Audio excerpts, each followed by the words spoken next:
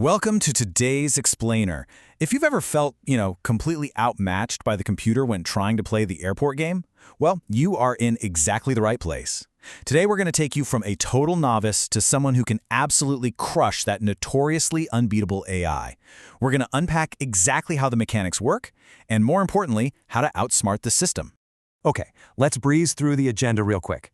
We're going to cover the goal and setup, taking your turn, special rules and combos, ending the round, how to keep score, and finally, those winning strategies.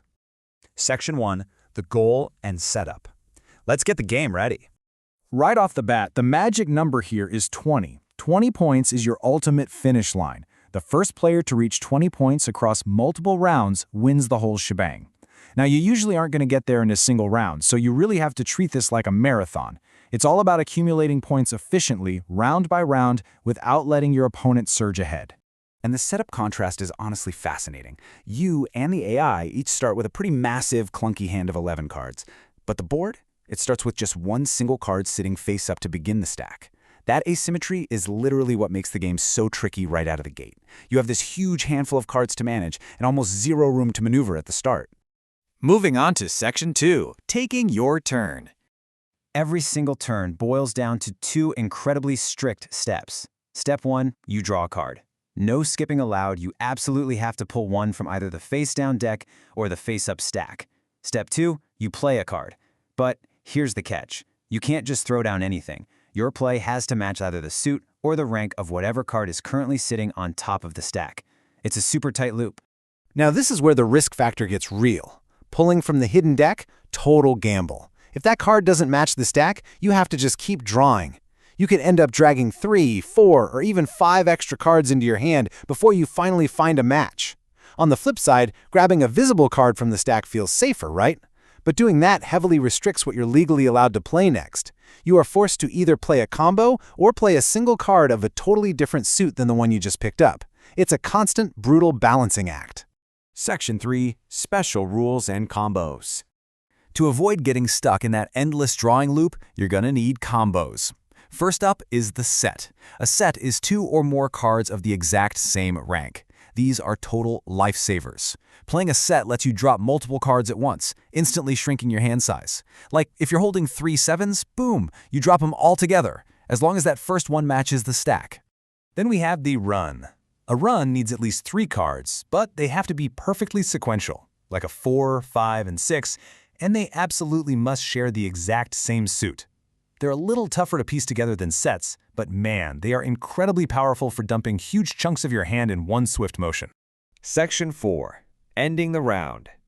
Eventually, this turn-by-turn madness has to stop, and there are 2 very specific ways that happens. First is the empty deck scenario. If the draw deck completely runs out, a player can simply choose to pass right at the start of their turn, and that immediately shuts the round down. The second trigger is the reveal. This one happens automatically. If a player miraculously curates their hand down so every single card belongs to just one suit, the round is instantly over.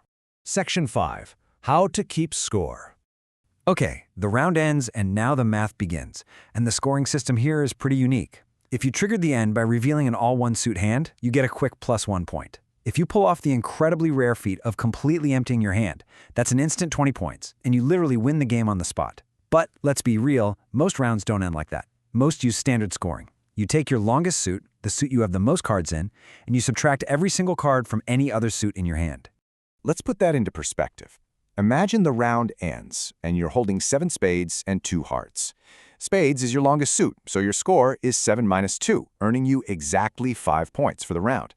This shows exactly why holding offsuit dead cards is just devastating. Those 2 hearts literally ate away at your hard-earned spades. Every card that isn't your main suit is actively penalizing you. Finally, Section 6, winning strategies. Now that we know the rules and that brutal scoring math, let's look at how the unbeatable AI actually wins. The AI ruthlessly pursues one primary goal from turn 1. It picks a single suit and it hoards it like treasure. It wants its longest suit to be massive. To do this, it always prioritizes dumping offsuit cards first to minimize that subtraction penalty. And conversely, it actively avoids playing cards from its chosen suit unless it absolutely has to survive the turn. But here's the real kicker, the thing that makes the AI so intimidating. It is actively watching you. It memorizes the stack, tracks what you pick up, and basically reads your hand based on what you're forced to draw. It will intentionally play cards it knows you can't match, forcing you to bloat your hand with deck draws. And it'll deliberately avoid leaving cards you need for a run or a set. It's literally playing both sides of the table.